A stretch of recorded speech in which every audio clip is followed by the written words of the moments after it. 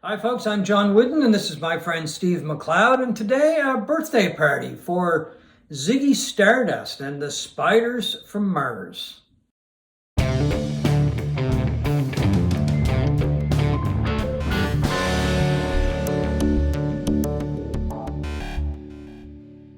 Today, we're going to continue with another look at an album that's celebrating a birthday this year, 1972. It was released, 50 years old. We've already done a couple of albums that were released 50 years ago.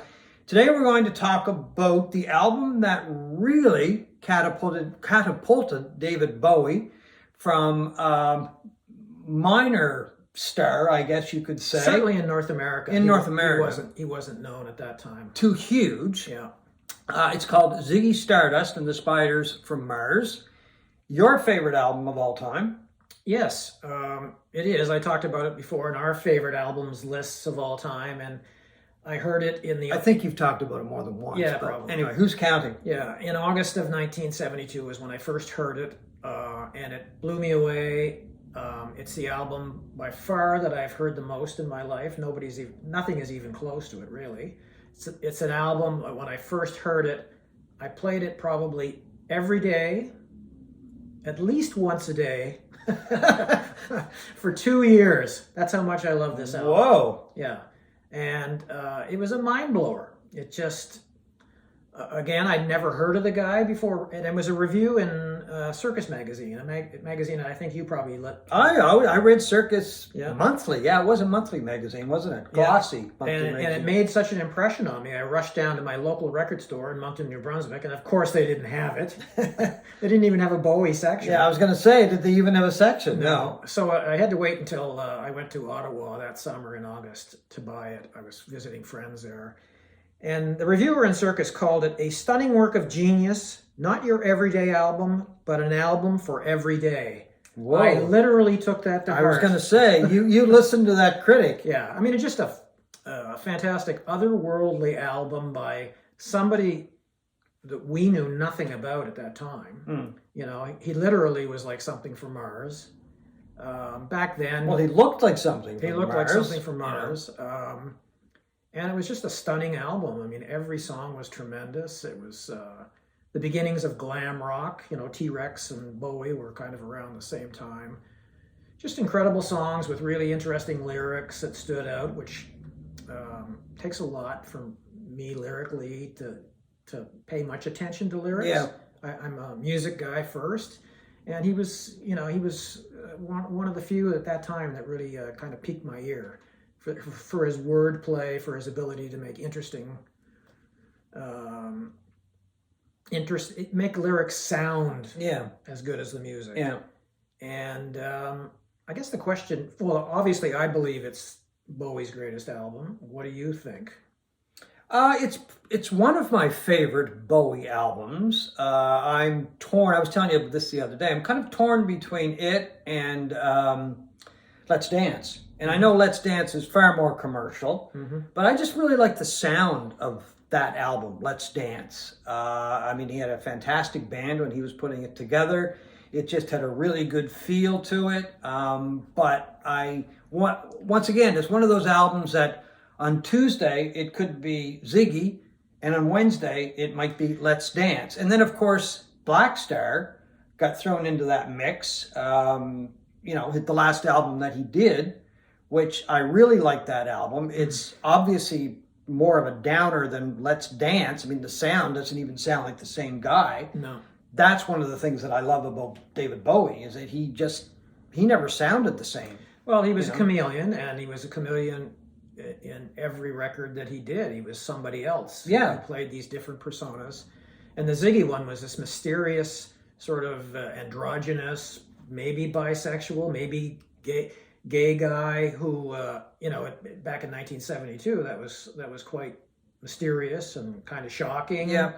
And he was this really mysterious character because back then you didn't see, I know he appeared on Top of the Pops in Britain and things like, we didn't have shows like that. No. We had Ed Sullivan, but not quite the same thing. And he was one of those guys that I never really knew what he sounded like vocally, like his speaking voice, until probably when he appeared on that Christmas special with Bing Crosby. Bing Crosby, yeah. And he was in, he talked to Bing, and they sang The Little Drummer Boy, and he was just a very, very mysterious person. It was like he literally did come from Mars, and this album sounded like it, and yeah, it's been my favorite ever since. When we were talking about doing this, I read a couple of things, and he said one of his influences for the album, or for the Ziggy character, was a British singer named Vince Taylor.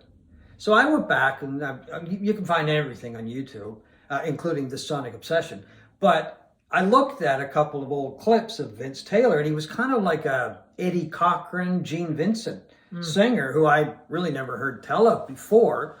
I can kind of see where Bowie might have been influenced by it, but I mean, he also mentioned, excuse me, Mark Bolan and Iggy Pop. I think he's more Mark Bolan and Iggy Pop, yeah, when it comes to that character than this Taylor guy. But anyway, it was kind of interesting to look back and see that this singer was around then. I don't know if he had any really huge hits. Shakin' All Over was the one I saw. It was kind of interesting, but he was more like a Gene Vincent, Eddie Cochran type character. It was amazing how quickly this album came together, because he had just released Hunky Dory, which had a sizable following, I think, in England, but it never did anything in North America. I wasn't even aware of it at the time. But he went into the studio in November, Trident Studios in London in November of '71, and they recorded that album pretty much in its entirety in 2 weeks. Yeah. They realized later on that there really wasn't a hit per se on the album, so they went back into the studio in the spring of '72 for another week or so, and he recorded Starman, which became the first single off of that album. And it was just amazing to me that he could have done something like that in its entirety so quickly. And then turn around and put the single together, because I mean, really, it's one of his most recognizable songs, too, right? Yeah. But yeah, I thought that was fantastic too, or interesting. But he was I never had any idea that this guy would end up becoming, one of the biggest musical icons of that time. I mean, for a career that lasted well into the 2000s. Yeah. When did he die? 2016, 17? I can't remember the year he died. And to produce 2 albums, his last 2 albums were, as you say, in the case of Black Star in particular, were as big as as good, as artful as anything that he ever did. I mean, leave it to Bowie to make Dying a work of art, and that's what he did. And he did that throughout his whole career. Yeah, my favorite album. Okay. I mean, the other interesting thing is Ken Scott was very instrumental in the album. Ken Scott was an engineer on some of the Beatles recordings and many other recordings from his days at Abbey Road. And he was at Trident Studios, where, as I think you just mentioned, that they put together Ziggy. I like it. I think it's a really good album. Is it one of the greatest albums ever made? Yes, John. Probably, yes. Yeah. Well, probably. No, yes. I wouldn't say it's that's the funny it's thing. Not the greatest. It's not the album that I would consider to be the greatest of all time. We'll leave that maybe for another day. Yes. But it's my favorite album of all time. Yeah, well, you've said that. It's never before. let me. Have I said that? A few times. Okay. Anyway, we both agree that it's a really good album. Steve, of course, is more enthusiastic about it than I am.